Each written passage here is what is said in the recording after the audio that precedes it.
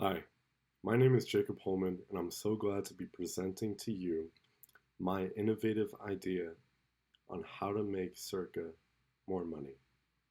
Thank you, Mr. Morrow, our CEO, for listening to this presentation. Without further ado, I'd like to start. As you know, we are Circa Resort Hotel and Casino. We opened on October 28th in 2020, and we're the greatest casino and hotel located on Fremont Street. We have 618 rooms and over 8,000 square feet of casino space here that holds 1,350 slot machines and 65 table games. We have the most iconic sports book in all of Vegas. It's stadium tiered with 3 stories, and it feels as if you're there in the arena. On the rooftop, we have Stadium Swim, which is a huge pool area with large screen entertainment. We also have our Legacy Club, which is a rooftop lounge. It's just bigger than our casino space, but it hosts some of the best views that you'll find in the city and some of the best vibes you'll find in the city. At Circa, we've got incredible dining options that range from a fast casual barbecue, fast food truck styled dinery, as well as fine dining in a steakhouse at Barry's Steakhouse. Moving on, I would like to present this idea that centers around the Circa Mega Bar. Now, the Mega Bar is 165 feet in length. This makes it the longest bar in all of Vegas. That's something that is great for marketing, as well as it having double stacked TVs all across. This makes it even more of a huge catch for people who want to come and maybe watch the game while they grab a drink.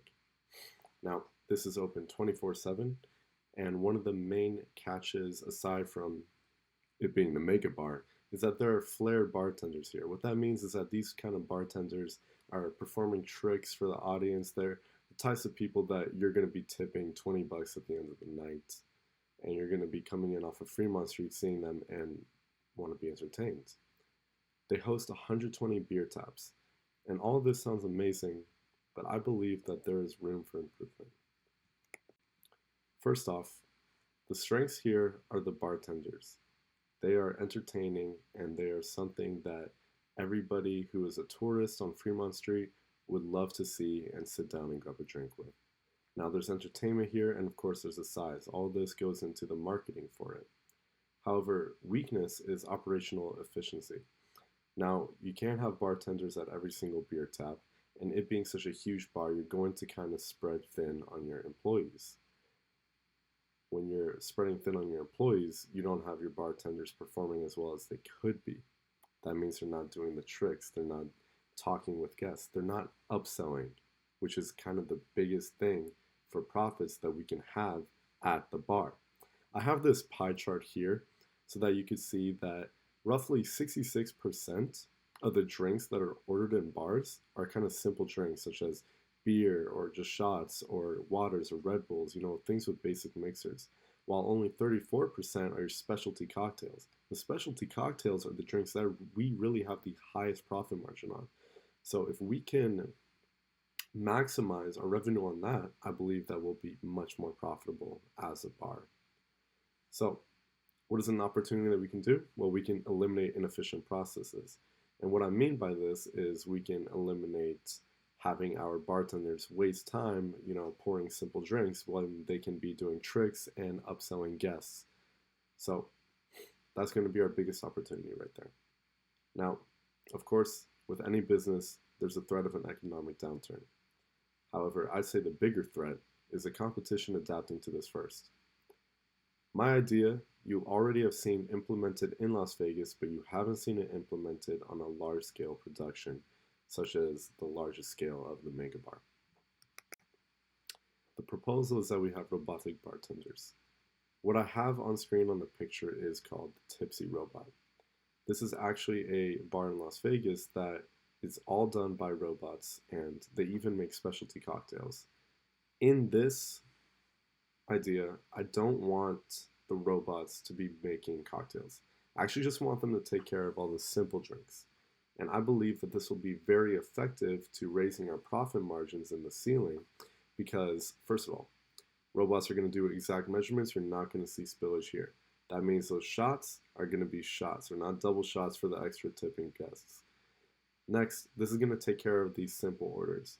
What this means is that this is going to free up our bartenders to entertain the guests, talk with them, create connections, and most importantly, upsell them so that we can get them buying the most expensive drinks that we can sell. Now, this is also a very innovative and unique idea.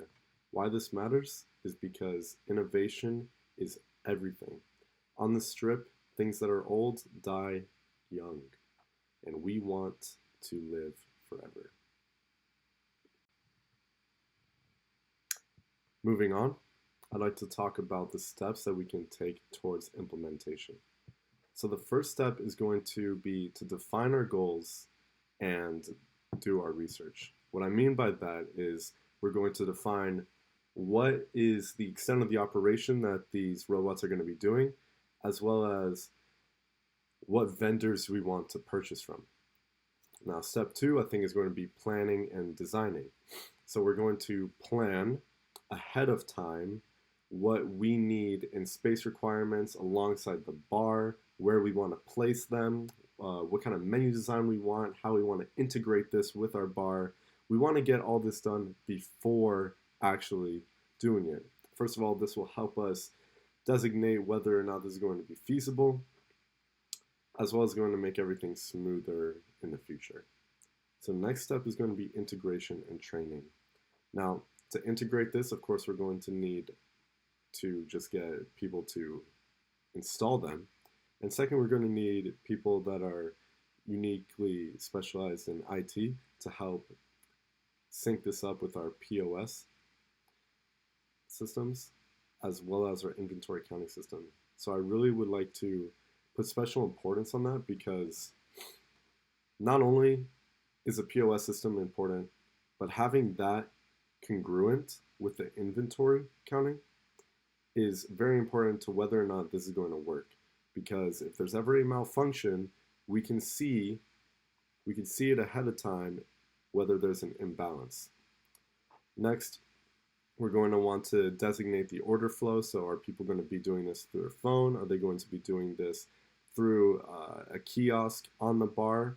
You've seen the kind of bar machines that have the games on it. It's possible that we could integrate this technology into that so they could just order while they're playing blackjack.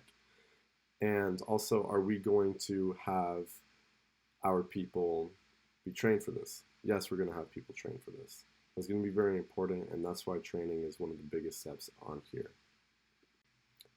All right, the next step is going to be marketing and guest education. Marketing is going to be huge for us to get the word out here that we are the next big innovators on the strip, and we're doing this through robots. Also, guest education is very important because we really want to mitigate one of our risks that we're going to see later on, which is kind of confusion and resistance toward this. If we can get people, excited for this through marketing and also informed about it through guest education, then we're going to mitigate both confusion and resistance. The next step after that is going to do a soft launch. We're going to test this during off-peak. We'll do this for about a week, and we're going to see speed, reliability, guest satisfaction. We're going to want to see if our KPIs are living up to what we expect, at least a little bit off the soft launch. Then we're going to go ahead and hard launch it a week after. After hard launching, we're going to want to monitor this, track our KPIs, as well as optimize where we can, whether that's better integration, better marketing, and whatnot. And then afterwards, we may even want to expand this if it's doing really good. Okay, so let's talk about the timeline. Weeks 1 through 3, we're going to be kind of doing everything before the physical process, is defining the scope, researching the vendor, site planning. Weeks 4 through 7, we're going to actually order the machines in, and we're going to, get them integrated. And then we'll do our training. So phase 1 will be everything before the physical. That'll be May 12th through May 26th.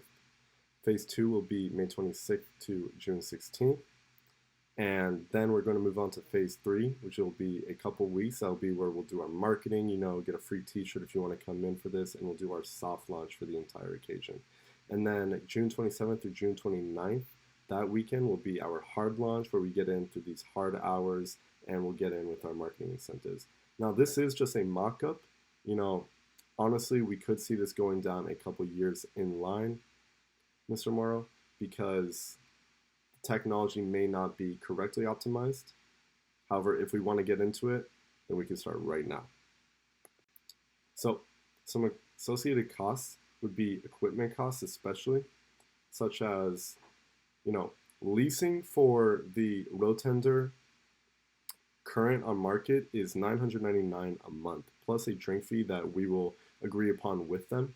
And this, if we look at it for our mega bar, could mean up to $10,000 leasing a month. So we may want to wait for the Asahi Tornado Dispenser, which is another robot. It's actually what I had on the image in the previous slide with all the beer cups around that little faucet looking thing. This should be expected to release in the next year or two, so we may want to wait for that.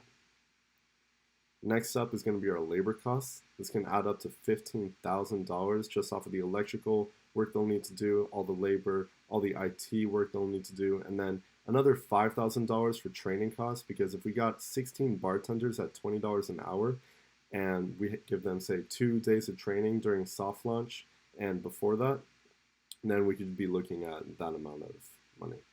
Now, risks that we may be looking at is confusion and resistance. We did talk about how we can mitigate that beforehand. Another risk is mechanical failure and POS glitches.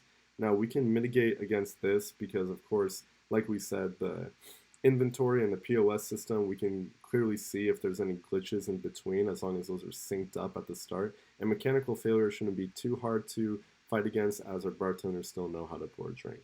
Now, the biggest risk I believe for us is that there will be low usage and return on investment. However, as Mark Zuckerberg said, the biggest risk is not taking any risk. In a world that's changing really quickly, the only strategy that is guaranteed to fail is not taking risks. That's why we're going to want to track this as best as we can. Metrics of success that I've listed for us is that we will want to track the percentage of simple drink orders that are being done out of our overall sales.